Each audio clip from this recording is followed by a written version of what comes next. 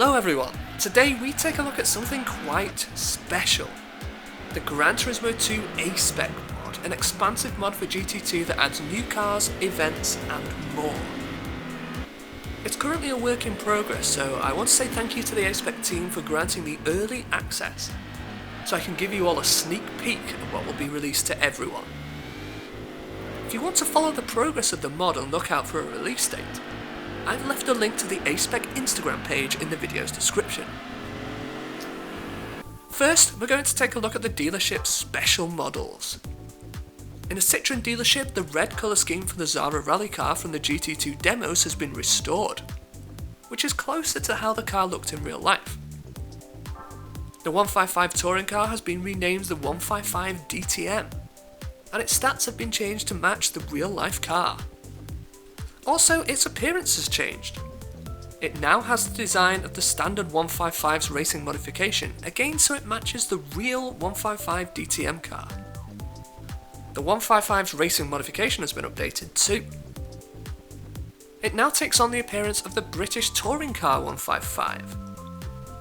At the Peugeot dealership we have an entirely new special model, the Oxia, which was a concept car developed in the late 80s, of which only 2 were built apparently. As I've only been playing this mod for a week, I've not managed to buy this yet, but it's definitely on my shopping list. I just need to win and sell 4 TVR Speed 12s, right?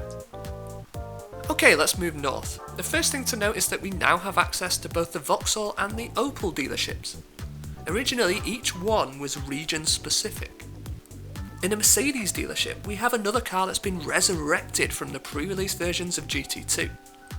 On the demos and even on the final game, this car only ever existed as a text string, which suggested the game's creators wanted to add it to the game but never ended up doing so. Now we can see it and drive it in its full glory. And also at this point I have to commend the team of people who created these models. Not only do they look amazing, but they've also been designed in a way that's really in keeping with the theme of GT2. They really look like they belong here. I should also say that the Mercedes dealership never originally had a special models section at all. The Vauxhall Tigra Ice Race car has been updated to reflect the real Vauxhall racing colours at that time. And the Calibra's Vauxhall logo on the hood has been updated too, along with its name and nameplate. The BMW dealership now has a special model, and it's one that's been made for the game. The 840 Ci LM edition. It looks beautiful and I can't wait to get my hands on it. But that's not all. It looks like the Toyota GT1 and the Nissan R390 finally have some competition, because the BMW V12 LMR is here.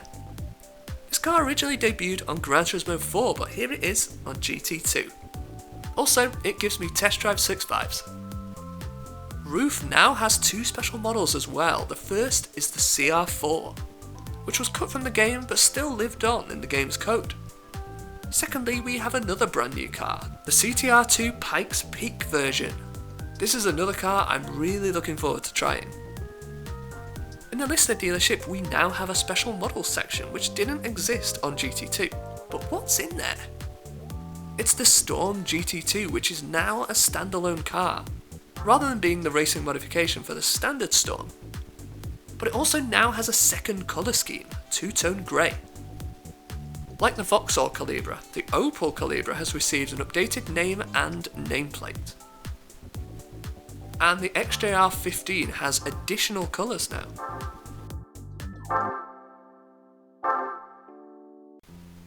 In the Lotus dealership we can see that the Motorsport Elise has been reclassed as a special model, while the Elise GT1's nameplate has been updated. Okay, moving south, the Shelby Series 1 has a whole load of new colour schemes.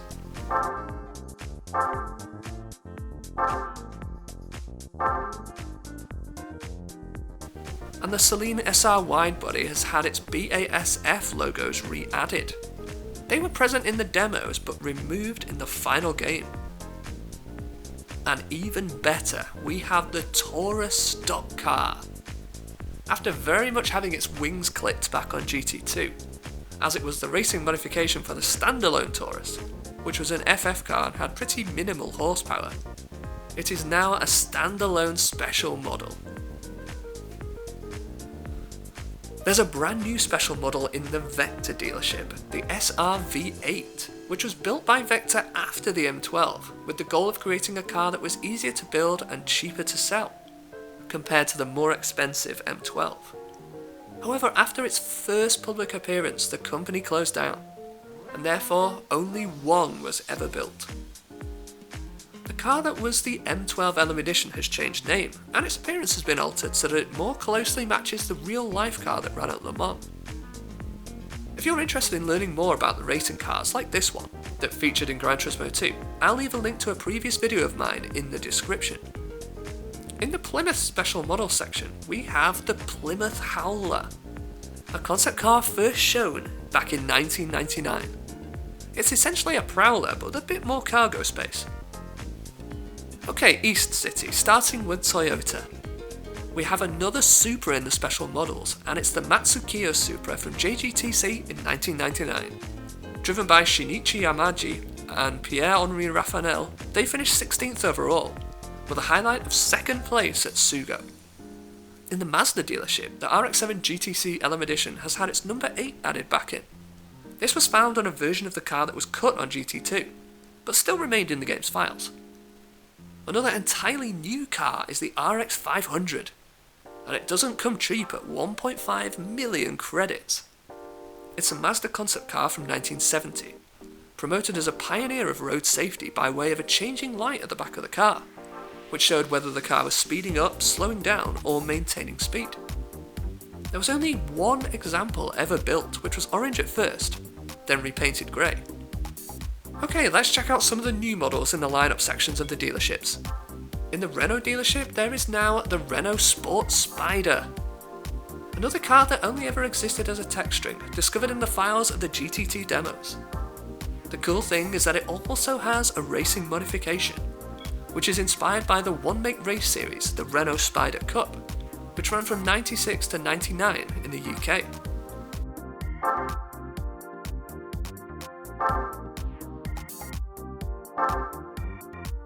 Oh, by the way, the JGTC Sport Spider also features in this mod as a prize car.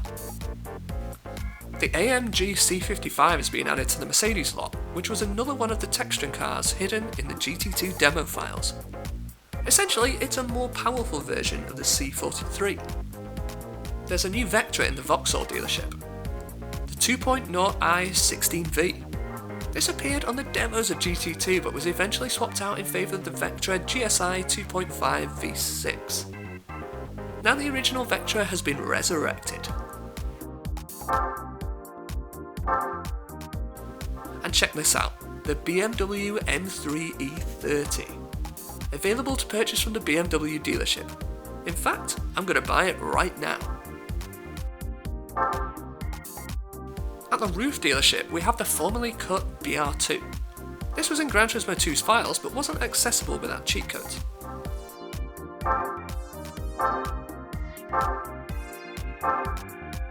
At Volkswagen, we have the oh so close to being in GT2 car, the Polo.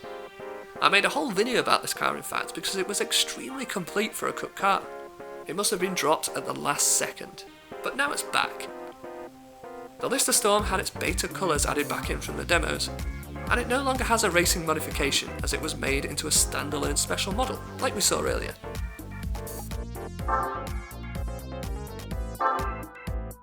Okay, Southern Hemisphere time. There are a load of new colour schemes for the Viper GTS.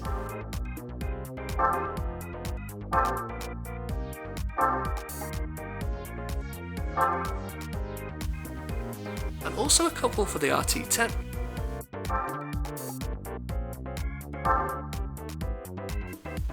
In the Plymouth dealership, there's the Fury from 1958. You might notice that the colour is called Christine.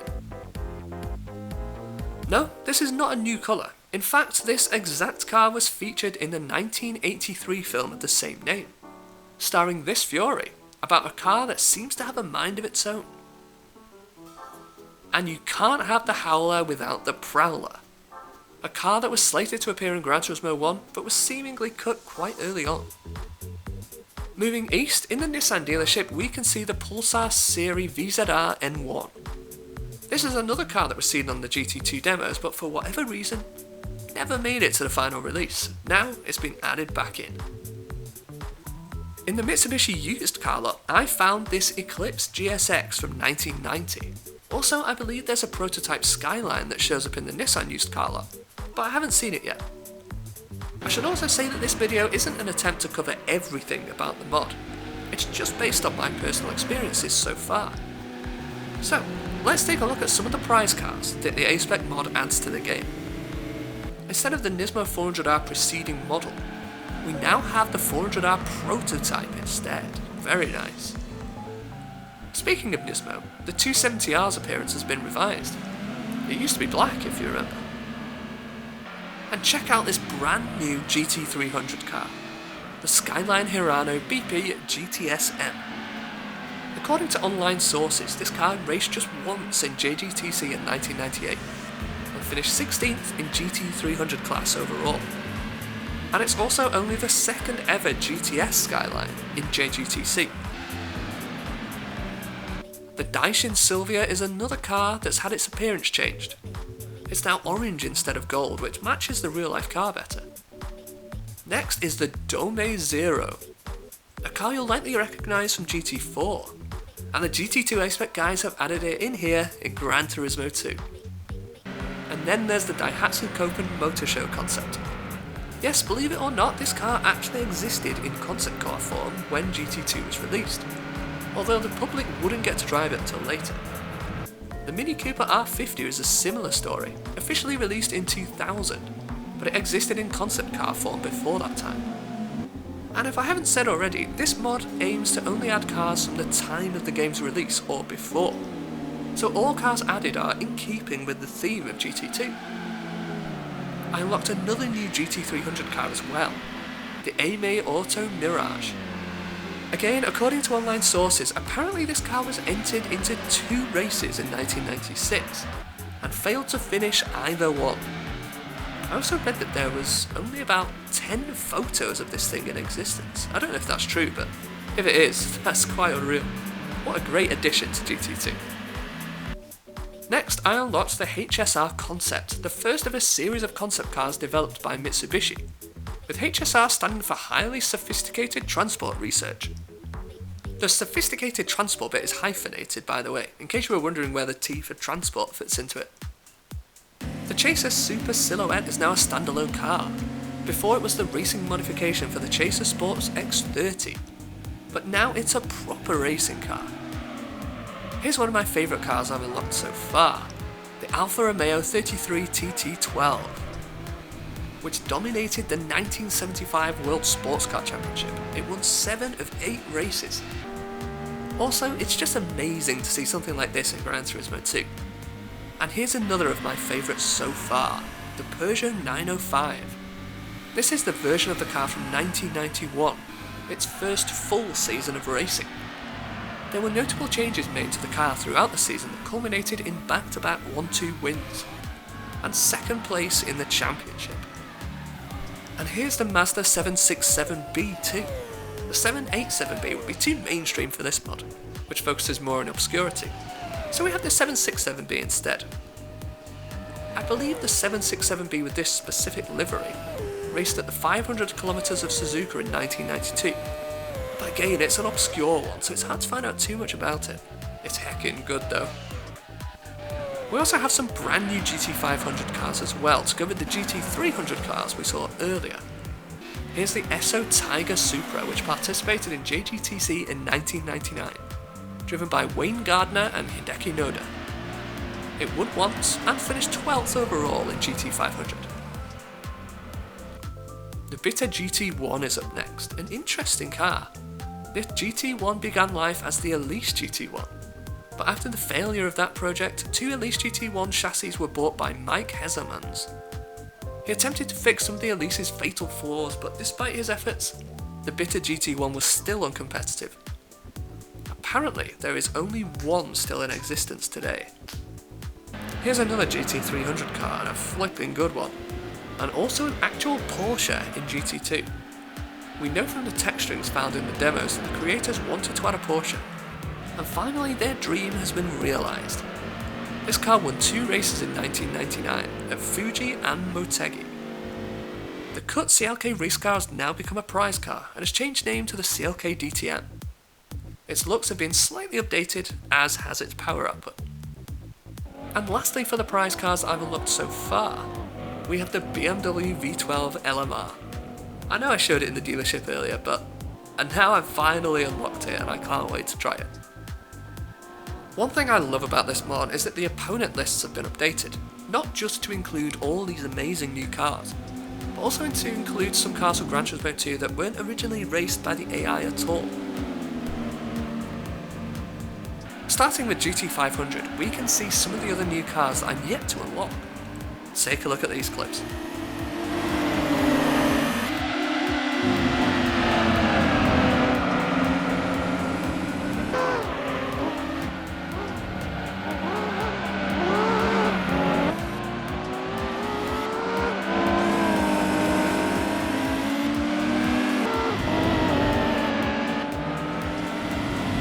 It's the same case with GT300 as well.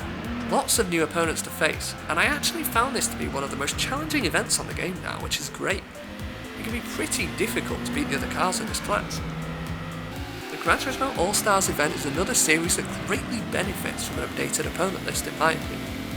There are cars like the CRX Del Sol and the 3000 GT LM Edition that were never raced by the AI before, while new cars like the 840 Ci LM Edition also make an appearance. Besides the updated events, there are brand new events too. For example, we now have a Renault Sport Spider one-make race series at the Renault dealership. Both a normal race and a modified race. It's really cool to race against the other Spiders. It feels like I'm actually driving in the championship from the 1990s. And even better, we have Like the Wind, an event that made its debut on Gran Turismo 3 and has been reimagined for this GT2 mod. It's 40 laps of test course against some of the fastest and coolest cars. The Taurus, the HKS drag cars, the Tacoma Pikes Peak, and more.